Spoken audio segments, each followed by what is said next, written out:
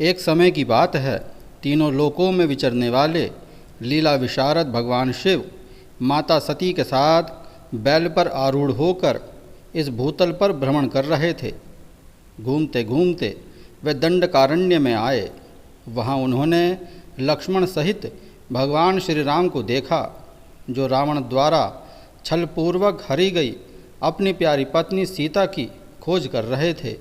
वे सीता सीता ऐसा उच्च स्वर से पुकारते, जहाँ तहाँ देखते और बारंबार रोते थे।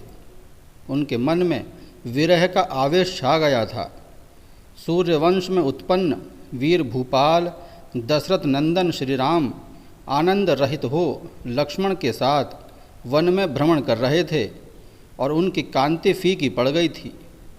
उस समय उदार चेता पूर्णकाम भगवान शंकर ने बड़ी प्रसन्नता के साथ उन्हें प्रणाम किया और जय जयकार करके वे दूसरी ओर चल दिए। भक्त वत्सल भगवान शंकर ने उस वन में श्री राम के सामने अपने को प्रकट नहीं किया। भगवान शिव की मोह में डालने वाली ऐसी लीला को देखकर सती को बड़ा आश्चर्य हुआ। वे उनकी माया से मोहित हो उनसे इस प्रकार बोलीं कि हे सर्वेश्वर शिव, ब्रह्मा और विष्णु आदि सब देवता भी सदैव आपकी ही सेवा करते हैं। आप ही सबके द्वारा प्रणाम करने योग्य हैं। सबको आपका ही सर्वदा सेवन और ध्यान करना चाहिए। वेदांत शास्त्र के द्वारा यत्नपूर्वक जानने योग्य निर्विकार परम प्रभु आप ही हैं। हे नाथ, ये दोनों पुरुष कौन हैं? इनकी आकृति विरह व्यथा से व्याकुल दिखाई देती है। ये दोनों धनुर्धर वीर वन में विचरते हुए क्लेश के भागी और दीन हो रहे हैं। इनमें जो ज्येष्ठ हैं दीन हो रहे हैं। इनमें जो ज्येष्ठ हैं उनकी अंगकांति नीलकमल के समान श्याम है। उसे देखकर किस कारण से आप आनंद विभोर हो उठे? आपका चित्त क्यों अत्यंत प्रसन्न हो गया था? आप इस समय भक्त के समान विनम्र क्यों हो गए थे? हे कल्याणकारी शिव, आप मेरे संशय को सुने। स्वामी अपने सेवक को प्रणाम करे, यह उचित नहीं जान पड़ता। आदि शक्ति माता सती ने भगवान शिव की माया के वशीभूत होकर जब भगवान शिव से इस प्रकार प्रश्न किया, तब सती की वह बात सुनकर भगवान शंकर हंसकर उनसे इस प्रकार बोले कि देवी सुनो, मैं प्रसन्नतापूर्वक यथार्थ बात कहता हूँ, इसमें छल नहीं है। वरदान के प्रभाव से ही मैंने इन्हें आदरपूर्वक प्रणाम किया है। प्रिय, ये दोनों भाई वीरों द्वारा सम्मानित हैं। इनके नाम श्री राम और लक्ष्मण हैं। इनका प्राकट्य सूर्यवंश में हुआ है। ये दोनों राजा दशरथ के विद्वान पुत्र हैं। इनमें जो गोरे रंग के छोटे बंधु हैं वे साक्षात शेष के अंशावतार हैं। उनका नाम लक्ष्मण है। इनके बड़े भैया का नाम श्री राम है। इनके रूप में भगवान विष्णु ही अपने संपूर्ण अंश से प्रकट हुए हैं। ये साधु पुरुषों की रक्षा और हम लोगों के कल्याण के लिए इस पृथ्वी पर अवतीर्ण हुए हैं।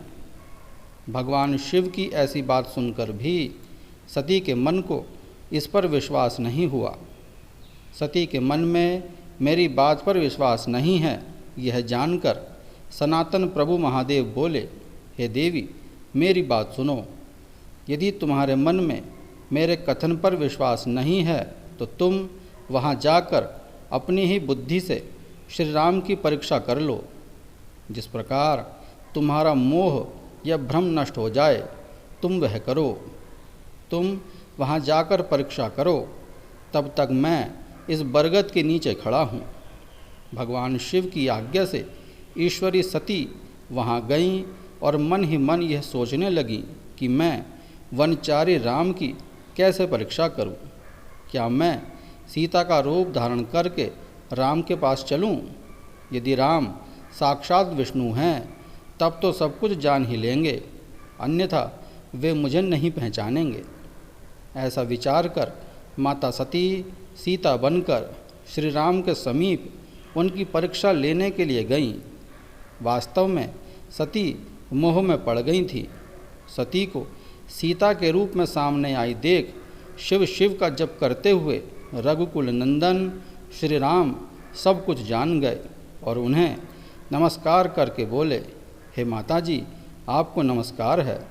आप प्रेम पूर्वक बताएं कि जगत गुरु भगवान शंकर कहाँ गए हैं। आप पति के बिना अकेली ही इस वन में क्यों आई हैं। हे देवी, आपने अपना रूप त्याग कर किस लिए यह नूतन रूप धारण किया है। मुझ पर कृपा करके इसका कारण बतलाइए। श्री रामचंद्र की यह बात सुनकर सती उस समय आश्चर्यचकित हो गईं। वे शिवजी की कही हुई बात का स्मरण करके और उसे यथार्थ समझकर बहुत लज्जित हुईं। श्री राम को साक्षात विष्णु जान अपने रूप को प्रकट करके मन ही मन भगवान शिव के चरणारविंदों का चिंतन कर प्रसन्न चित्त हुई सती उनसे इस तरह बोलीं, स्वतंत्र परमेश्वर भगवान शिव मेरे साथ पृथ्वी पर भ्रमण करते हुए इस वन में आ गए थे। यहाँ उन्होंने सीता की खोज में लगे हुए लक्ष्मण सहित तुमको देखा। उस समय सीता के लिए तुम्हारे मन में बड़ा क्लेश था और तुम विरह शोक से पीड़ित दिखाई देते थे। उस अवस्था में तुम्हें प्रणाम करके वे चले गए और उस वट वृक्ष के नीचे अभी खड़े ही हैं। भगवान शिव बड़े आनंद के साथ तुम्हारे वैष्णव रूप की उत्कृष्ट महिमा का गान कर रहे थे। यद्यपि उन्होंने तुम्हें चतुर्भुज विष्णु के रूप में नहीं देखा, तो भी तुम्हारा दर्शन करते ही वे आनंद विभोर हो गए। इस निर्मल रूप की ओर देखते हुए उन्हें बड़ा आनंद प्राप्त हुआ। इस विषय में मेरे पूछने पर भगवान शंभु ने जो बात कही उसे सुनकर मेरे मन में भ्रम उत्पन्न हो गया। अतः राघवेंद्र, मैंने उनकी आज्ञा लेकर तुम्हारी परीक्षा की है। श्री राम, अब मुझे ज्ञात हो गया कि तुम साक्षात विष्णु हो। तुम्हारी सारी प्रभुता मैंने अपनी आँखों देख ली है। अब मेरा संशय दूर हो गया। तो भी हे महामते, तुम मेरी बात सुनो। मेरे सामने यह सच सच बताओ कि तुम भगवान शिव के भी वंदनीय कैसे हो गए। मेरे मन में यही एक संदेह है। इस संदेह को दूर कर मुझे पूर्ण शांति प्रदान करो। सती का यह वचन सुनकर श्री राम के नेत्र प्रफुल्ल कमल के समान खिल उठे। उन्होंने मन ही मन अपने प्रभु भगवान शिव का स्मरण किया। इससे उनके हृदय में प्रेम की बाढ़ आ गई। आज्ञा न होने के कारण वे सती के साथ भगवान शिव के निकट नहीं गए तथा मन ही मन उनकी महिमा का मनन करके श्री रघुनाथ जी ने सती से कहना प्रारंभ किया।